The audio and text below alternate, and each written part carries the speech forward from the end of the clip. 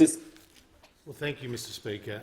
The Victorian people have been magnificent. The Victorian people have seen their dedication and their commitment to adhering to the rules to see the number of daily cases reduced to 0 yesterday and today, and it is their victory and no one else's victory, Mr Speaker.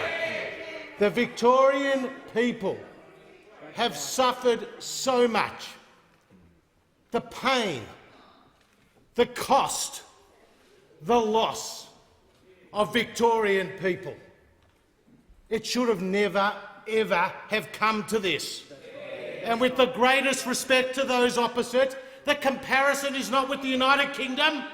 The comparison is not with the United States. The comparison is with New South Wales, Queensland, Tasmania and South Australia, Mr Speaker. My children are like the children of everyone else from Victoria in this place. 6 months lost from schooling, Mr Speaker. 6 months that they will never ever get back.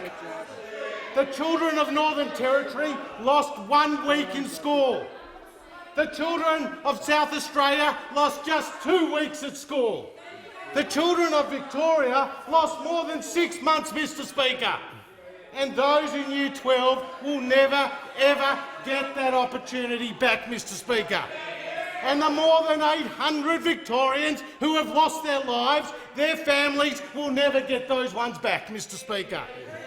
And it all comes back to the failures in hotel quarantine, for which we still do not have any answers, Mr Speaker, for which we still do not have any answers.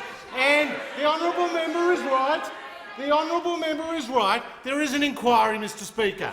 But unless that inquiry asks everybody who has questions to answer to provide evidence, we won't get the answers and the Victorian people will be left in the dark, Mr Speaker. The fact of the matter is our state. I'm from Victoria and I'm for Victoria, Mr Speaker. The fact of the matter is the member for Wannon is from Victoria and he's for Victoria, Mr Speaker.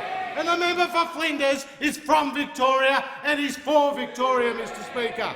And this Prime Minister has stood by Victorians every step of the way.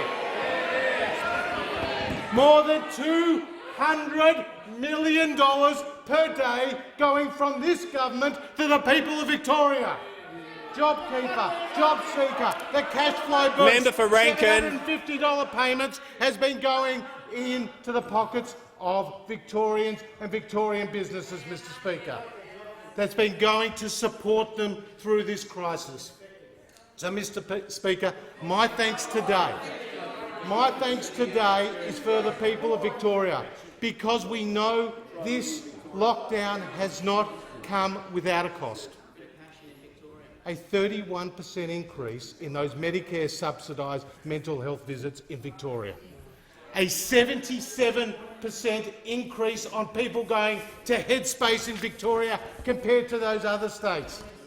Lifeline, Mr Speaker, Kids Helpline.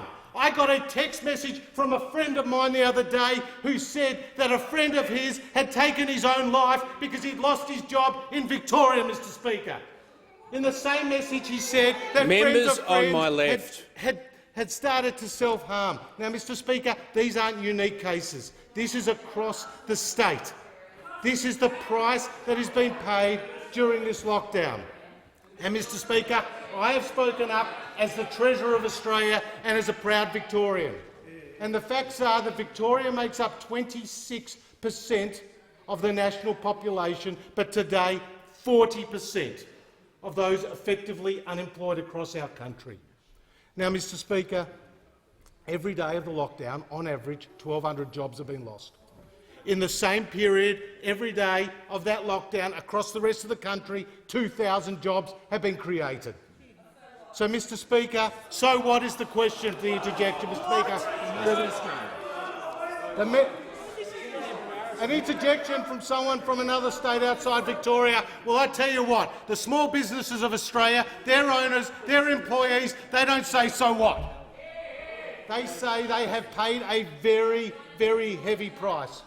And the Leader of the Opposition said in his statement that the decision that was taken not to open up on Sunday, well, the businesses of Australia spoke very loudly about their disappointment, Mr Speaker. And we, as a government, spoke very loudly, Mr Speaker. So, Mr Speaker, my thought today in supporting this motion is with those Victorians who were kept in their homes 23 hours a day. My thoughts today are with those Victorians who weren't able to move more than 5 kilometres from their home, Mr Speaker. My thought today is with those Victorians who weren't allowed out at night because of a curfew that we didn't see in other parts of this country, Mr Speaker. My thoughts are today with those Victorians. Those Victorians have been fined $10,000 for opening their business and trying to put food on their table, Mr Speaker, and keep their staff employed, Mr Speaker.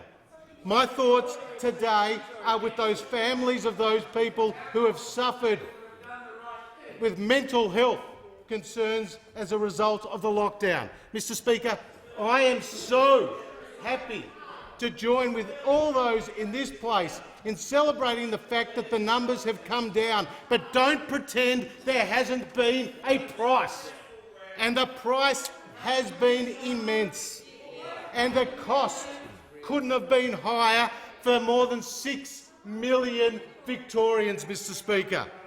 So today, we give thanks for those numbers coming down. We give thanks to those Victorians who have paid the ultimate price, Mr Speaker, and to their families. And we say thanks to those health workers who have been working so hard together with our Defence Force personnel who have been working with the Victorian Government. We, on this side of the House, have stood with Victorians since the start of this crisis. We have stood with Victorians through this crisis, and we will stand with Victorians to the end of this crisis.